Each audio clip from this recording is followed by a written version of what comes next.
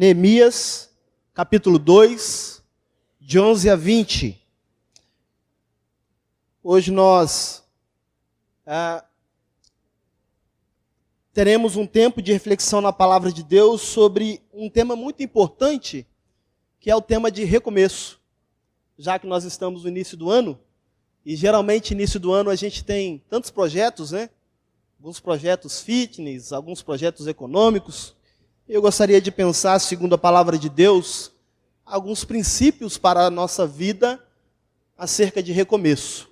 Por isso nós vamos ler esse texto de Neemias, capítulo 2, a partir do verso 11, que diz assim: Cheguei a Jerusalém, onde estive 3 dias.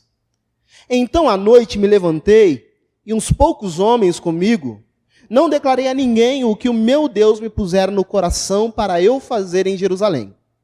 Não havia comigo animal algum, senão o que eu montava.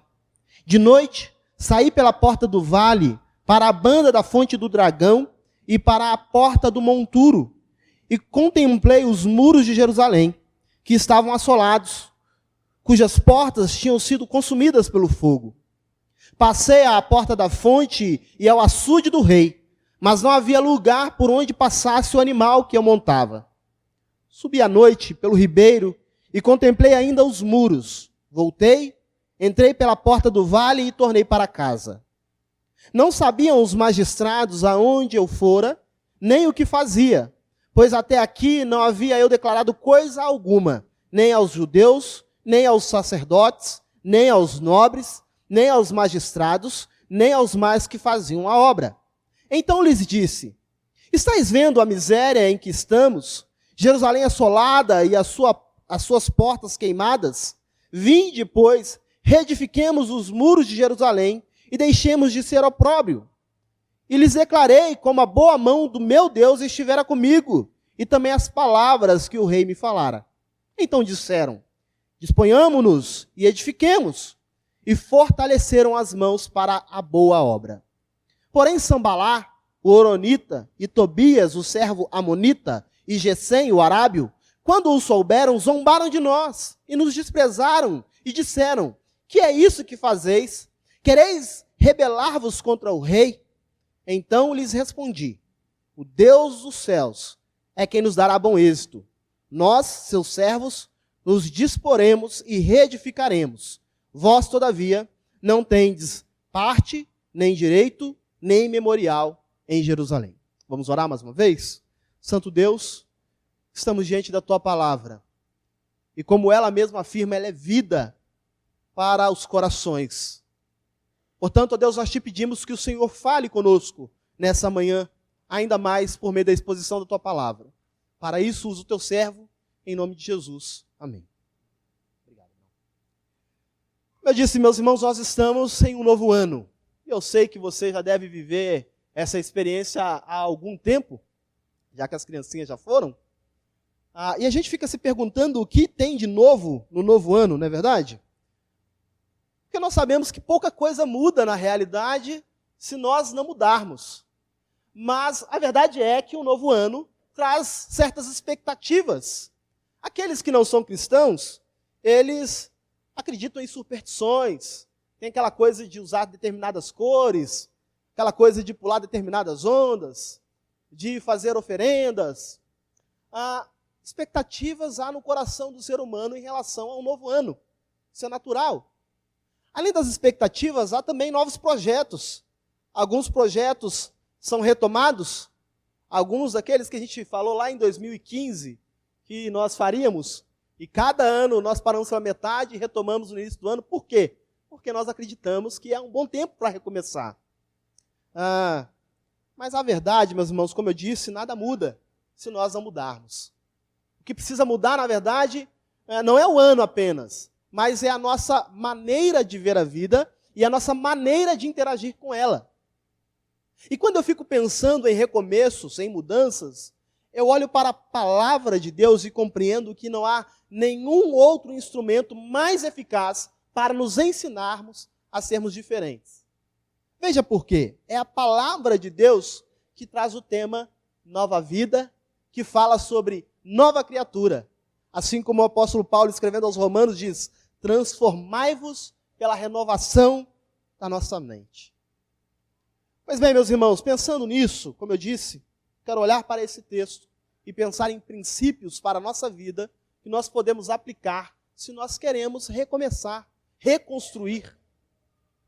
Antes disso, veja algumas informações importantes. Quando Neemias escreve esse livro, Neemias era um copeiro do rei persa, Artaxerxes. Ele escreve, muito provavelmente, da cidadela de Suzã, narrando todo esse episódio, de ele saindo dessa cidadela e sendo comissionado pelo próprio Deus para ir para Jerusalém.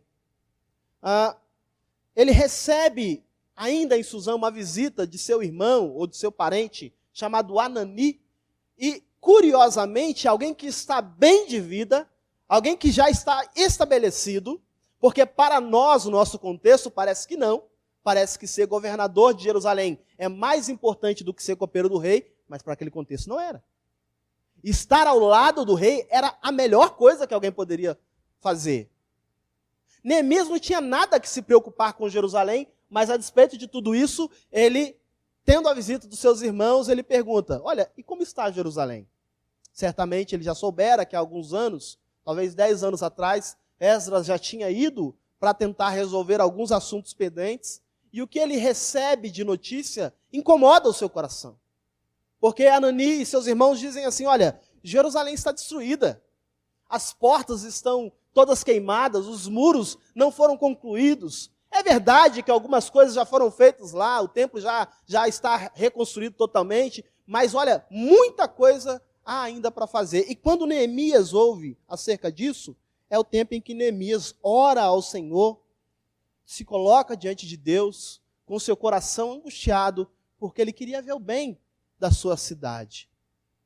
A partir de então, Neemias, na presença de Artaxerxes, entristecido por aquela situação, alguns meses depois, talvez 5 meses depois, o rei olha para Neemias triste por tudo que ele ouvira, pergunta o que estava acontecendo, Neemias expõe e faz um pedido um tanto quanto inusitado e audacioso. Eu vou explicar para os irmãos no decorrer porque esse pedido é audacioso.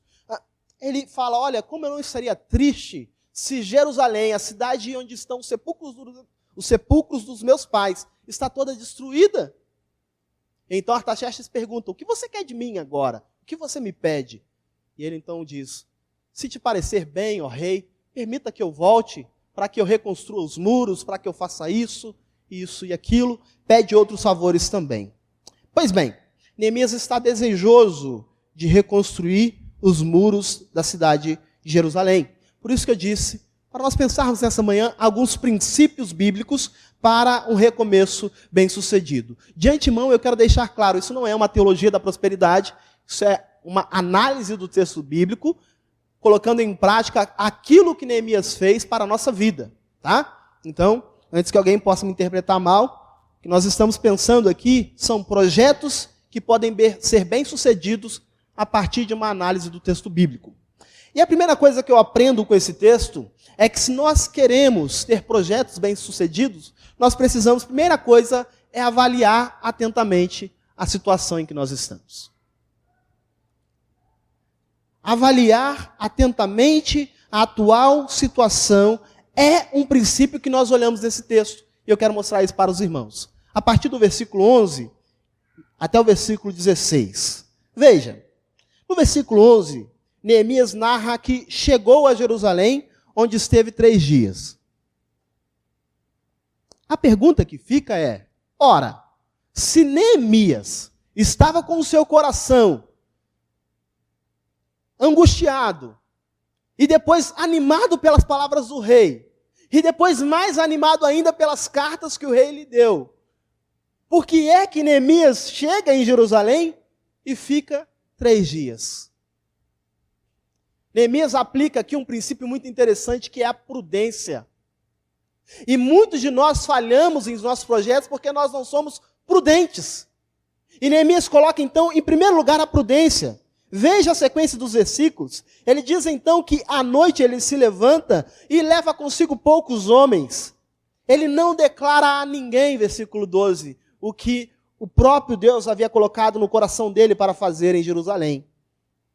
Ele então no versículo 13 diz que sai, passa pela porta do vale, para onde a banda da fonte do dragão aponta, e também passa a porta do monturo, contempla os muros, percebe que os muros foram consumidos, e então passa a outra porta, vai até o açude do rei, mas há tanto escombro ali, que ele não consegue passar com o seu animal, e novamente no versículo 15, ele continua subindo, passa por um outro lugar, olha mais um pouco. E no versículo 16, veja que interessante. Não sabiam os magistrados aonde eu fora, nem o que fazia, pois até aqui não havia eu declarado coisa alguma, nem aos judeus, nem aos sacerdotes, nem aos nobres, nem aos magistrados, nem aos más que faziam a obra. Pois bem, meus irmãos, Neemias aplica um princípio de prudência, de cautela. Ele não é nenhum precipitado que vai e chama o povo e já chega dando bronca e fala como vocês podem estar aqui há tanto tempo e não fazer nada. Olha como estão os muros, veja as portas como estão. E Isaías já profetizou que nós já deveríamos ter feito tanta coisa. Não. Ele chega e durante 3 dias ele simplesmente fica lá. E depois desses 3 dias ele começa a observar. Ele vai avaliar toda a situação para que ele não se precipite, para que ele não fale ao povo alguma coisa que se tornasse para o povo algo difícil demais. Um escritor muito focado na área da liderança, John Maxwell, ele fala sobre um princípio muito importante para um líder. No caso aqui, Neemias é um líder, mas é um princípio da vida, meus irmãos. Ele diz assim, o líder segue a lei do carpinteiro. E que lei é essa? Ele mede 2 vezes e corta apenas uma. Meu pai era marceneiro. Tinha uma marcenaria, inclusive, aqui ao lado. E era exatamente isso. Porque se ele corta a madeira 1 centímetro a menos, dá tudo errado. Então, o carpinteiro, ele mede 2 vezes para cortar apenas uma, mas ele mede 2 vezes. Prudência, cautela.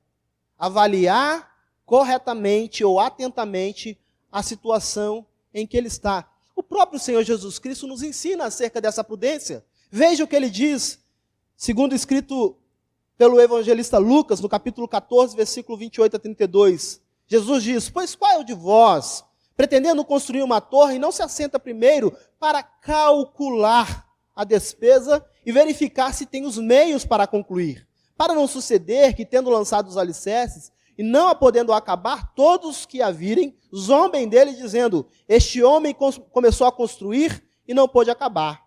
Ou qual é o rei que, indo para combater outro rei, não se assenta primeiro para calcular se com 10.000 homens poderá enfrentar o que vem contra ele 20.000? Caso contrário, estando o outro ainda longe, envia-lhe uma embaixada pedindo condições de paz. O próprio Senhor Jesus Cristo aqui está falando acerca de prudência, de reflexão, de muita calma na hora de colocarmos os nossos projetos em andamento. Sabe, meus irmãos, nós precisamos evitar aquelas promessas apressadas. E nós, costumeiramente, fazemos promessas precipitadas, apressadas, para os nossos familiares. Sabe? Quando alguém chega para nos cobrar um pouco de mais tempo, hoje eu tenho filho, um pouco de mais tempo com o filho, ou um pouco de melhor tempo com a família, e você prontamente diz assim, não, a partir do dia 1º de janeiro, precisamos avaliar bem como vai estar a nossa vida. Será que é possível fazer esse voto?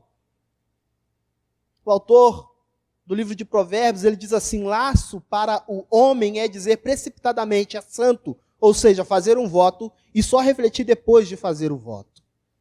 Um pouco mais adiante, Provérbios 25, ele diz, como maçãs de ouro em salvas de prata, assim é a palavra dita a seu tempo. Nós vivemos um tempo de ansiedade, meus irmãos, em que nós queremos resolver as coisas assim, no estalar de dedo. Mas a verdade é que Neemias ensina para nós a sermos prudentes, a avaliarmos atentamente a situação em que nós estamos, para saber onde começar. E por que Neemias é tão prudente assim?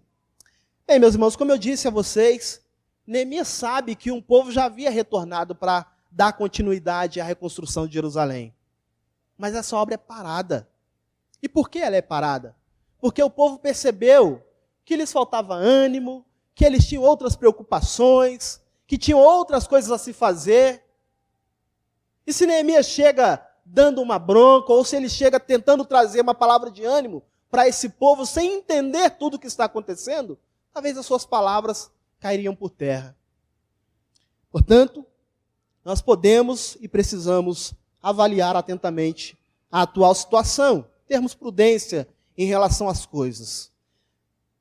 Conta-se uma história de dois aventureiros que foram passar um tempo na selva e encontraram um belo riacho. Águas tranquilas, correnteza tranquila. E então eles decidiram nadar. E na imprudência daqueles homens, eles tiraram suas roupas, tiraram os sapatos e pularam na água. Assim que saíram, viram que de longe havia um leão contemplando os dois. Quando um rapaz, já com seu coração palpitando, já louco para correr, olha para o lado, vê o seu colega calçando tênis. Ele diz assim: rapaz, tu é bobo mesmo, hein? Você acha que esse tênis vai te ajudar a correr mais do leão? Ele disse assim: eu não preciso correr mais que o leão. Quer dizer, ele compreendeu, fazendo uma análise da situação, que ele precisava correr mais que o rapaz apenas, porque o leão parava lá naquela presa. É claro que essa é uma história muito absurda, mas nos faz pensar, irmãos, que avaliar atentamente é bom, para nós sabermos a atitude que devemos tomar. Mas nós vamos prosseguir. O segundo princípio para um recomeço bem-sucedido é o princípio da motivação. É o princípio da motivação. Você tem isso? Você exerce isso? Você é alguém motivador? Você é alguém que consegue animar outras pessoas? Se você não é assim, você precisa entender que nós não somos ilhas, meus irmãos. Nós não agimos sozinhos. Nós dependemos uns dos outros. E se nós queremos que as pessoas comprem a nossa ideia, nós precisamos ser motivadores. E quando eu olho para o texto bíblico, nos versículos 17 e 18, eu vejo que Neemias lembra-se da boa mão de Deus para se fortalecer. E ele então usa a boa mão de Deus até aquele momento, na vida dele, para dizer para o povo: olha, se Deus fez isso através da minha vida e na minha vida, Ele pode fazer muito mais. Veja só, versículos 17 e 18. Os carregadores... Perdão, meu texto virou aqui.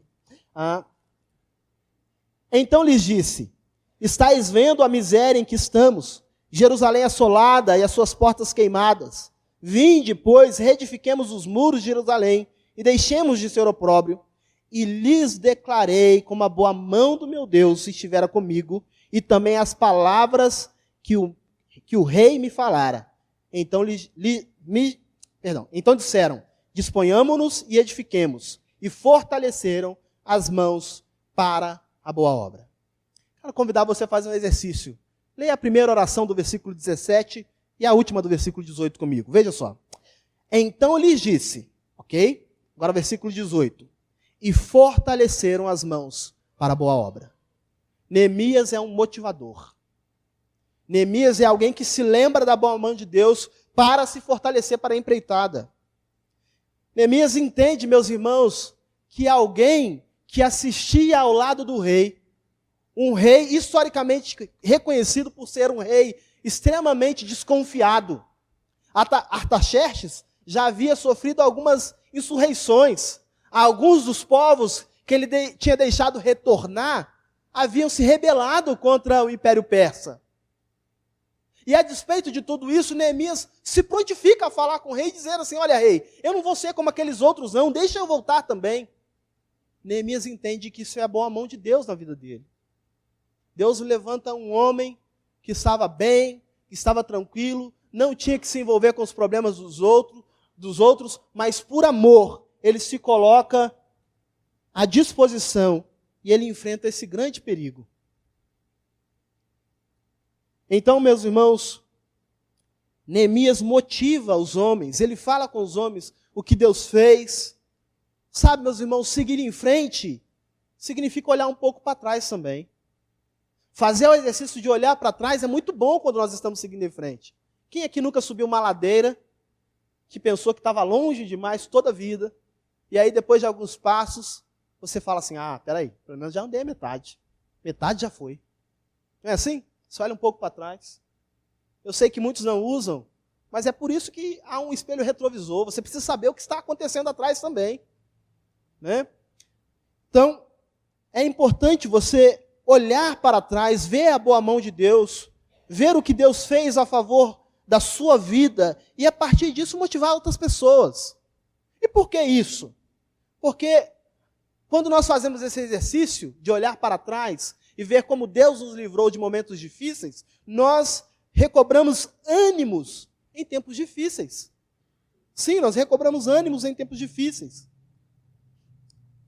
O profeta Jeremias, em meio às suas tristezas, ele escreve lá no capítulo 3 de Lamentações, que nós conhecemos muito bem, um texto que fala que quero trazer à memória o que me dá esperança. Mas veja o que ele diz antes. Olha só. Lamentações capítulo 3, versículo 18.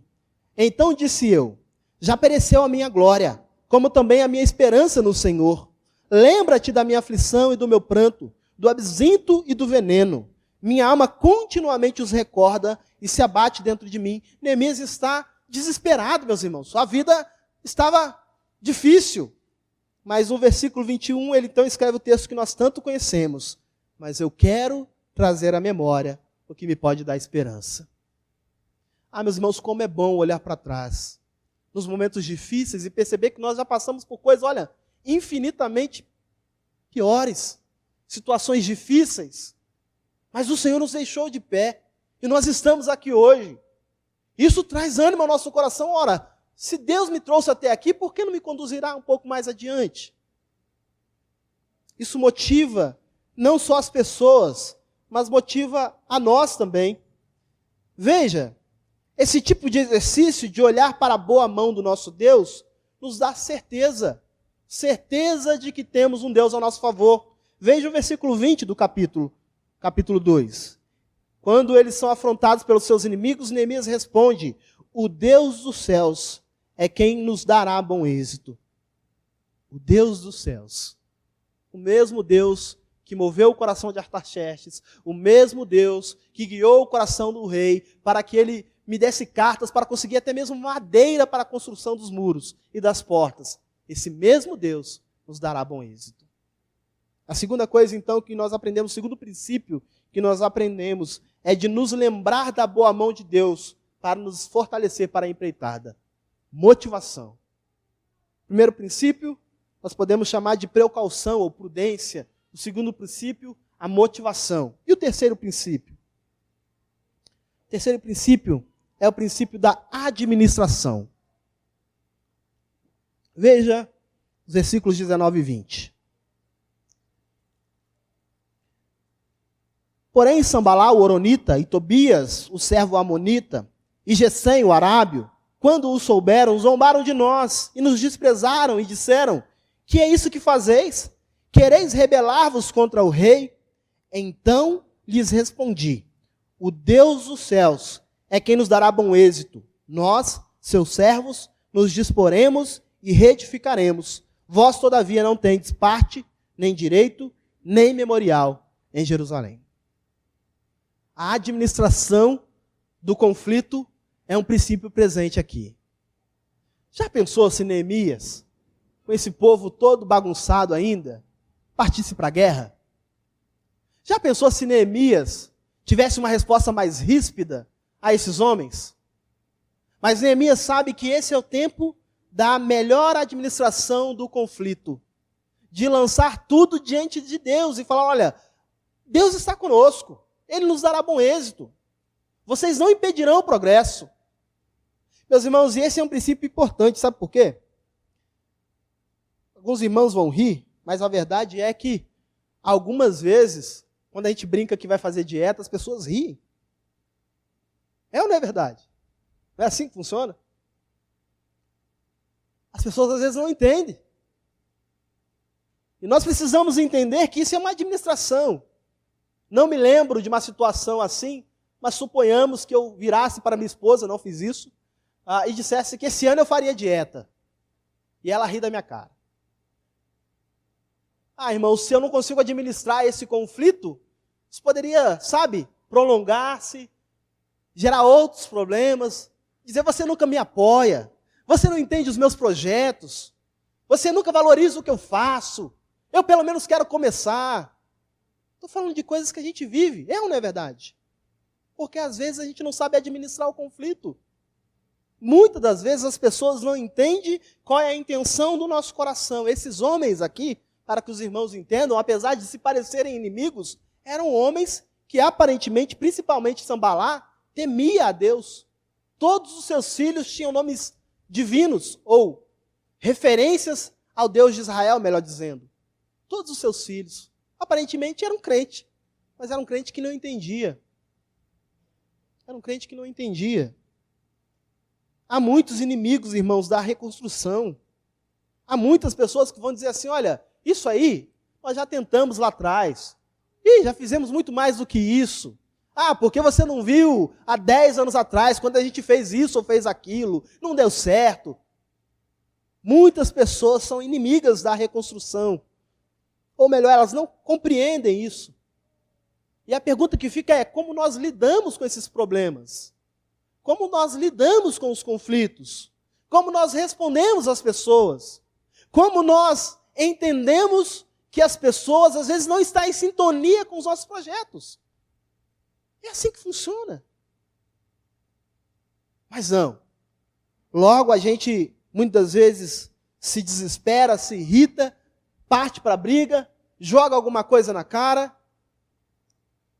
Por que eu estou falando isso, meus irmãos? De repente você está ouvindo essa mensagem e está pensando assim, bem que eu poderia recomeçar uma boa relação com os meus irmãos, com quem eu já não tenho um bom convívio há alguns anos. Talvez você esteja ouvindo essa mensagem pensando assim, bem que eu poderia recomeçar uma boa relação com os meus colegas de trabalho que não entenderam a minha promoção. Bem que eu poderia recomeçar uma boa relação com os meus filhos, com os meus pais, com os meus vizinhos. E você precisa entender que se você pretende recomeçar, se nós pretendemos recomeçar, nós precisamos administrar corretamente o conflito.